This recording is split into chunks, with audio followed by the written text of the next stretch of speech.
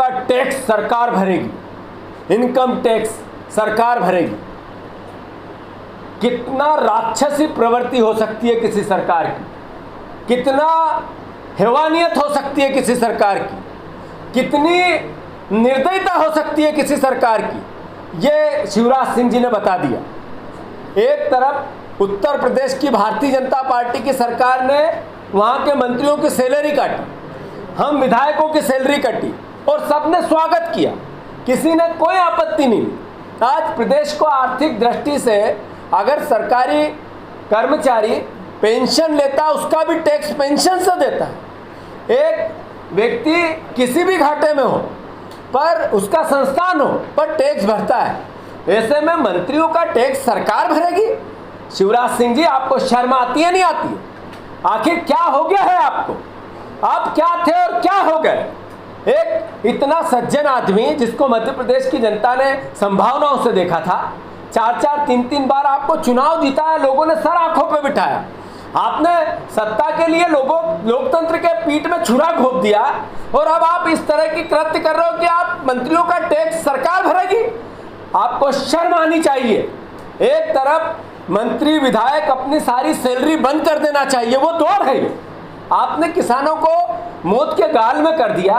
आपने ₹1.30 में पूरा दिन 24 घंटे गाय चारा खाएगी, पेट भरेगी, ये स्थिति ला दी बजट में, और मंत्रियों का टैक्स भर रहे हो। क्या कर रहे हो आप? मैं समझता हूँ कि कोई निर्णय कब होना चाहिए और उसका समय क्या होता है, आपकी आर्थिक स्थिति क्या होती है और आपकी प्रायोरिटी क्या होती है, ये सरकार को तय करना था। ये क्या आंखों में काला चश्मा पहन के सरकार चला रहे हो? आज आवश्यकता है कोविड के पेशेंटों की आर्थिक सहायता करने की। आज आवश्यकता है गाय के चारे की व्यवस्था, दिन भर खा ले ₹1.30 में, ₹1.30, ₹1.30 यहाँ लेके जाओ, बाहर माचिस की डिब्बी आती है धूप। तो ये सरकार इस तरीके से अंधी होके चल रही है और उस पर भी तर्क और कुतर्क कर रही है। शर्म आती है। मैं समझ नहीं पा रहा हूँ। कांग्रेस पार्टी मांग करती है कि इस फैसले को वापस लेना चाहिए, इस पैसे से गाय का चारे का पैसा बढ़ाना चाहिए। जो गाय माता 1000 से ज़्यादा कमलनाथ जी ने गाय की सेवा के लिए गौशालाएं बनाई, उनके बजट को बढ़ाना चाहिए। कोविड के लोग दर बिना इलाज में मर रहे हैं, भटक रहे हैं। जो व्यक्ति भर्ती हो जाता है, अपना घर बेच के अपना इलाज कराता, तब जाकर उसकी परिस्थिति बनती है, उसमें इस पैसे को खर्च कीजिए। आपका प्लेन 2 साल बाद भी आ जाता तो चलता। आपका ये इनकम टैक्स, यही मंत्री जो चुनाव जीते नहीं, चुनाव में विधायक है नहीं, और इनको आप सैलरी दे रहे हो, जो अभी मंत्रालय का काम कुछ करते नहीं है, अपना चुनाव जीतने के लिए जनता की दर बदर भीड़ करते रहते हैं, शोभा यात्रा निकालते रहते हैं, बड़ी बड़ी मीटिंग करते रहते हैं, सरकारी आयोजन बनाते रहते हैं, और वो उसके कारण संक्रमित लोग होते रहते हैं, लोग मरते रहते हैं, उनका टैक्स आप भरोगे। शर्म आनी चाहिए। मैं मानता हूँ कि कितनी बड़ी बात FCI चावल खरीदता है। FCI चावल, वही चावल खरीदते हैं जो चावल की क्वालिटी, उसके नाम्स होते हैं।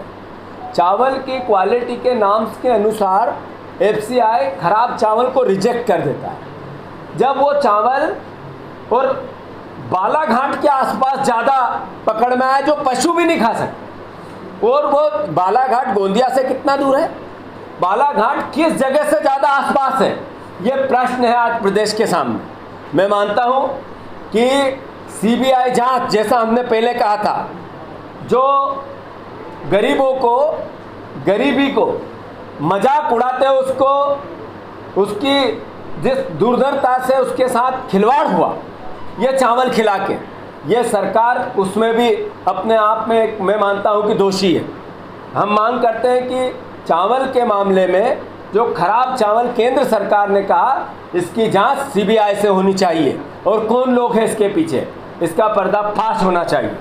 गई थी षड्यंत्र करके, तो एक शब्द का उपयोग चलन में आया था, जिस पर सारे गद्दारों ने, लोकतंत्र के हत्यारों ने, उसमें संलग्न सारे सरगनाओं ने एक ही बात बोली थी, और ये कहा था कि मध्य प्रदेश की सेवा, जन सेवा करने के लिए हमने ये गद्दारी की है, ये कृत्य किया है, ये लोकतंत्र की हत्या की।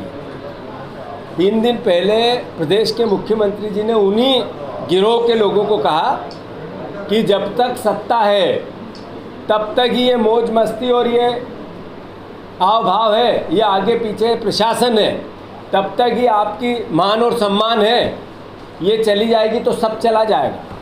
तो इसलिए चुनाव में गंभीरता से लगो।